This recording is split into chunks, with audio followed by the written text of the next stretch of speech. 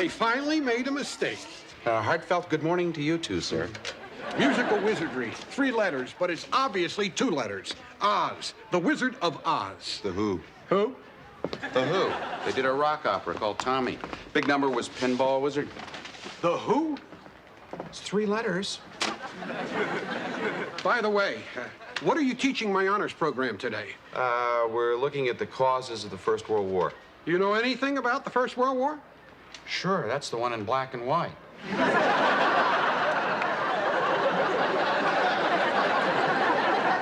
You know, that kind of remark is exactly what worries me about leaving my students in the hands of a substitute teacher. Please, Dr. Samuels, I have a hard time handling these compliments. Nice memo. Hi, Charlie. Hi. Junk mail? Mostly. An invitation to my high school reunion. You going? It's next weekend, I don't know. High school reunions are about envy, regret, how much weight you've gained, and how much hair you've lost. Don't go. You've convinced me.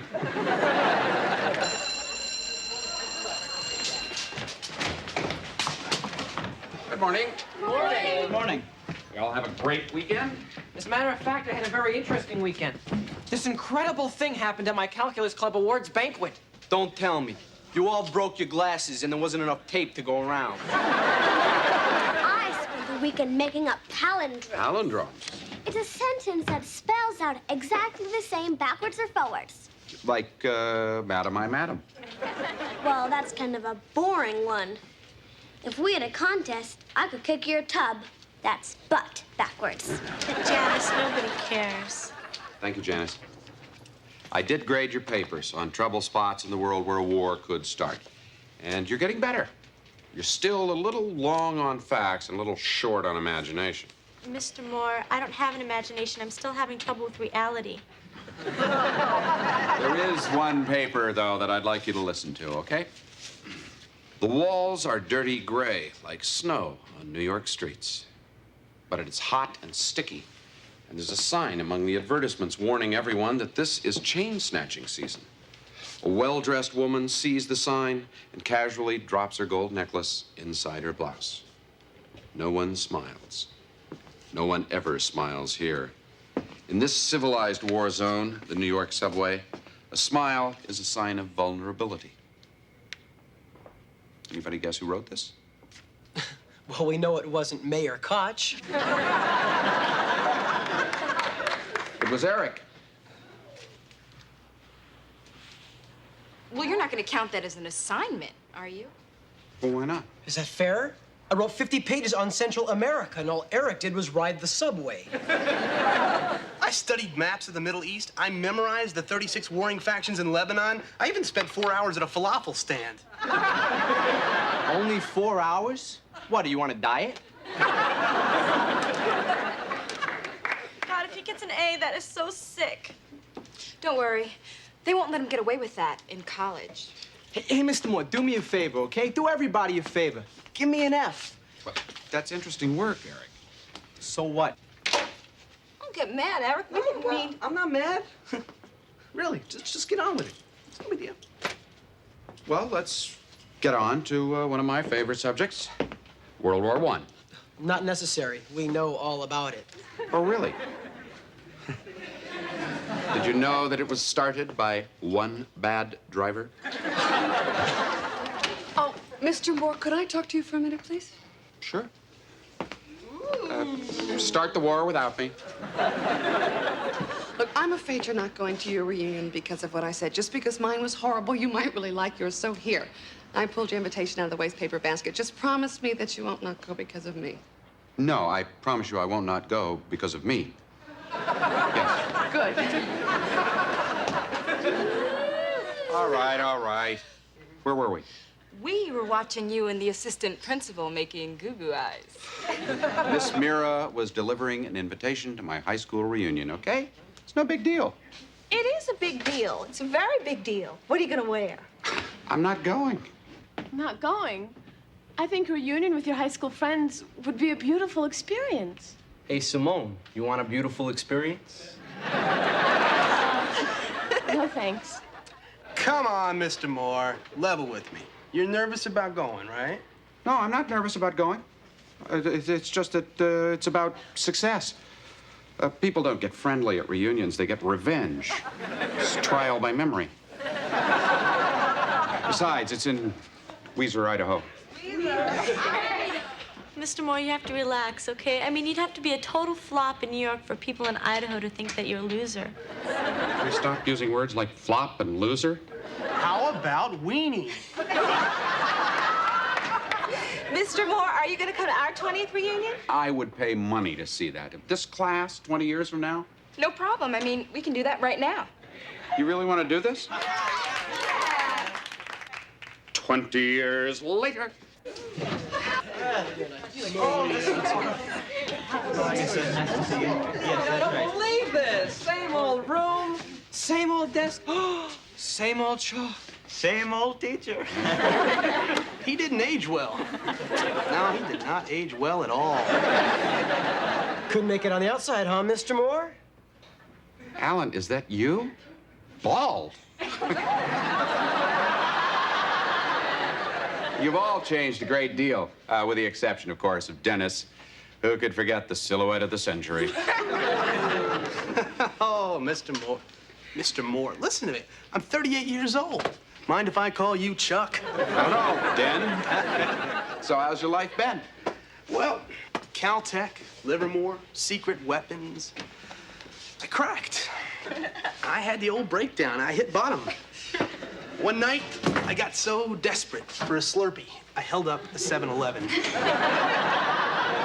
But by some miracle, this little woman, Maria, was the cashier.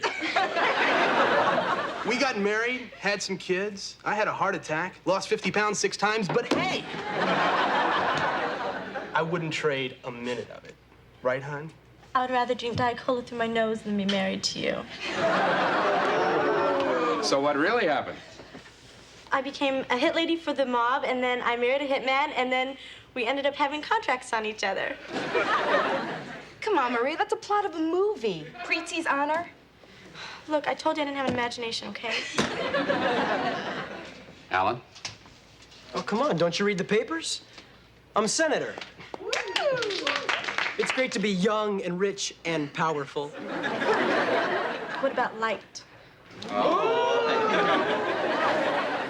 Janice, all grown up. You're so tall. I got my PhD at 15. And then I got a job memorizing the entire New York Public Library in case of fire. And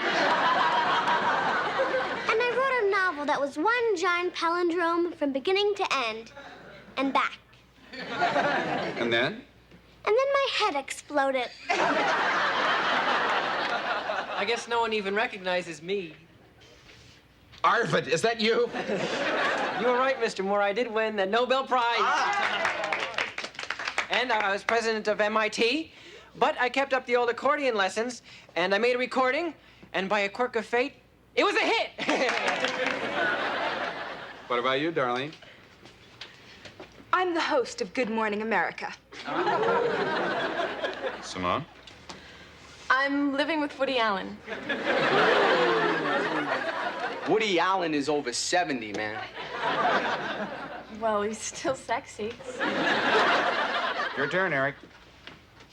Right. Come on, everybody else did it. So? It's just a game. Nobody's gonna hold you to it. Look, just dream about what you think you want your life to be. Who you think you might become.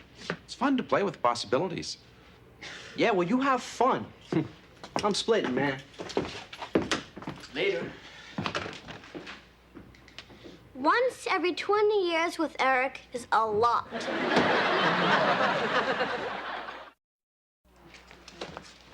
Hurry up, kids. They're running out of the meatloaf. Well, you think about it? About what? Oh, Mr. Moore has a high school reunion coming up. Really? I love reunions. I went to Canarsie. We had 3. Every one of them was a blast. Don't you feel insecure?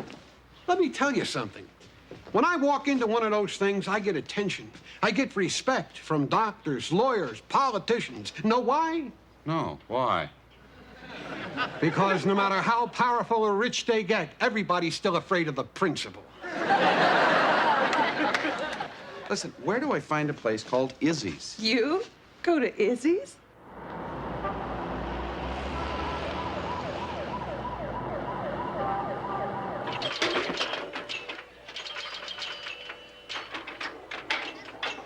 You got a nice touch. Yeah, it's a result of hours at George's, my high school hangout back in Idaho. It's an interesting game, pinball. Requires skill, chance. You hit it too hard, tilt. By any chance, is there like a lesson in life here? Eric, you think I would be eating this food if I wasn't pushing a lesson in life? Okay, I'm sorry I ran out of your class. It was an interesting paper. Why'd you throw it in the trash? I didn't want the Pulitzer Prize, man. I just wanted to show them. Forget it. Show them what? That I could do that stuff if I want to. Didn't you love the way it freaked everybody out? Why are you in the honors program anyway? I ain't got no choice. They found out I'm smart. Now I'm like an academic prisoner of war. You're a big boy. If you hate it that much, you could always escape. I would get the beating of my life. Father? My mother. She's the dreamer in the family. So she thinks you have a future, right? Yeah, she thinks I'm like everybody else in the class. But I'm not. I mean, they know they're gonna make it. Me, I'm looking at being best red guy at Izzy's. Is that what you want? It doesn't matter what I want, that's just the way it is. You may not get exactly what you want, but if you stay open to the possibilities, something may come along that you like. But dreams change, but that needn't keep you from having them. Yeah, well, I guess your dreams got run over by a truck, huh? And since you're not going to your reunion. Well, it's true. I didn't come to New York to be a substitute teacher. I thought I was the Orson Welles of Weiser, Idaho. I wrote, I directed, and I starred in my senior musical. I called it Goodbye, Weiser. Hello, Broadway. So you didn't make it to Broadway? No, but I still direct a little theater off Broadway. How far off? Newark. Hey, Mr. Moore, you know, we got a lot in common. I don't want to deal with my future, and you don't want to deal with your past. Tilt.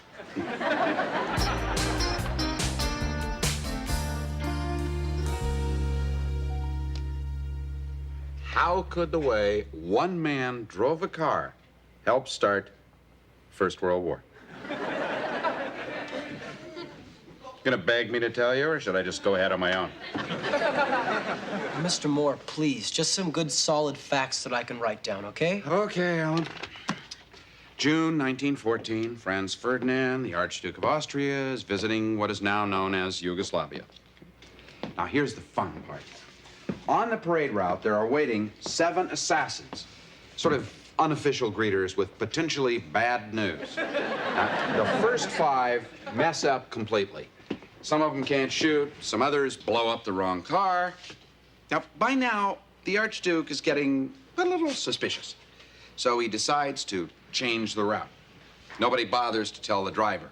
And in the confusion, this guy stops right in front of the final assassins. The Archduke is shot. Austria blames Yugoslavia. Everybody chooses up sides, and World War I.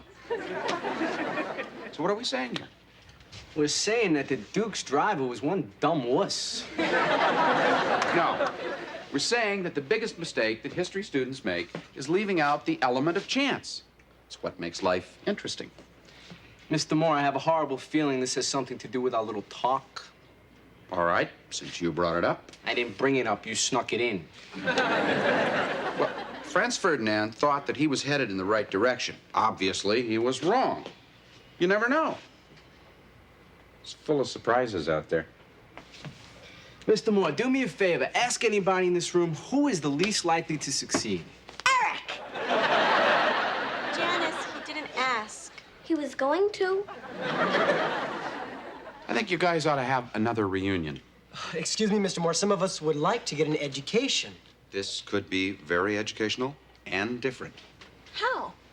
Well, this time, instead of telling us who you are, the others tell you. Jawaharlal, go outside. Come back in. See, it's the same class 20 years later, only we tell him who he is. Hello.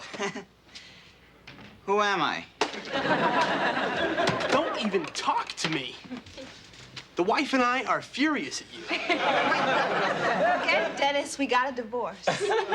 Like I said, the wife and I don't like hanging around with a guy who owns porno theaters.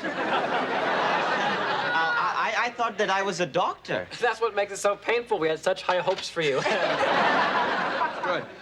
Okay, it's your turn. Right, World War I, we got Germany. Eric. Outside.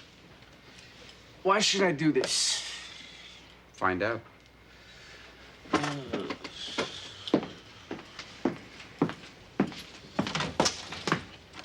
Hey, everybody, it's me, your old buddy, Eric.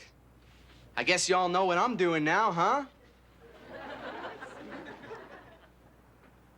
Right, nothing. Well, you know, it wasn't a total loss, because my old gum is still here. It's really great sharing the memories with you. Mr. Moore, always a pleasure. Eric, remember back in high school when you wrote that paper about people on the subway? Well, I wouldn't admit it then, but I thought it was really good. Right. It was. I mean, even though you shortcut the assignment, it was good. I was real excited when I saw your book. My book? Please, give me a break, okay? I bought it. I loved it. I even made my kids read it, Eric. Our kids, right, hon? Wrong. You know, you never thought you'd make it, but look at you. You're fulfilled. We all have important jobs and we make big money, but are we happy? Not me. I'm miserable. I've married and divorced every woman in this class. Except Janice. Don't even think about it. No, I'm very proud of you, Eric. Simone, it's me. I know.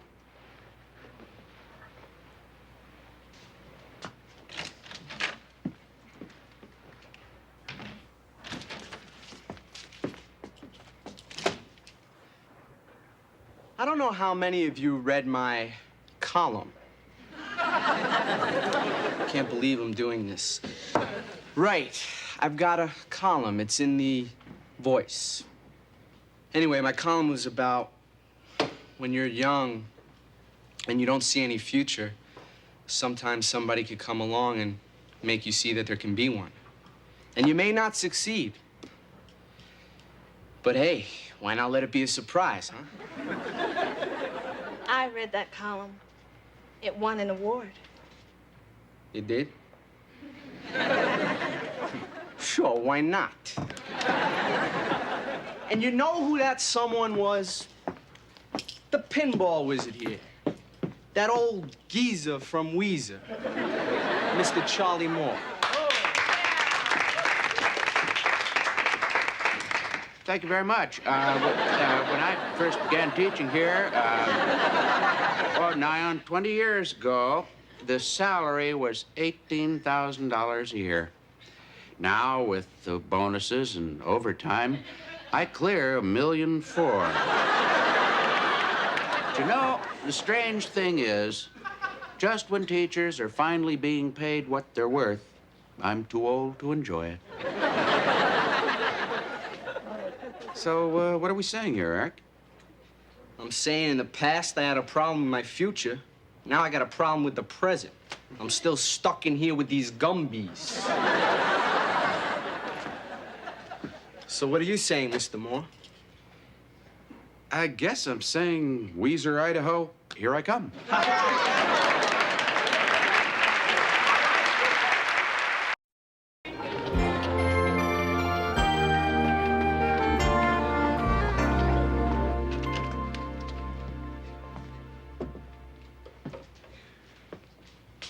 Morning. Morning. Good morning. So, how was the reunion?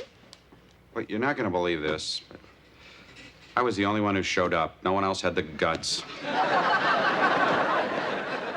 That is one unsuccessful graduating class. Just kidding. They were all there. We were talking about Georgie Pelch's arson trial, and the soda pop cooler broke down at the post office. A recent epidemic of a lawn grass fungus had the whole town very worried. But the event was very successful. Okay, how many people think he lied about his career in theater? Can we have a show of hands? Okay, I fudged a little.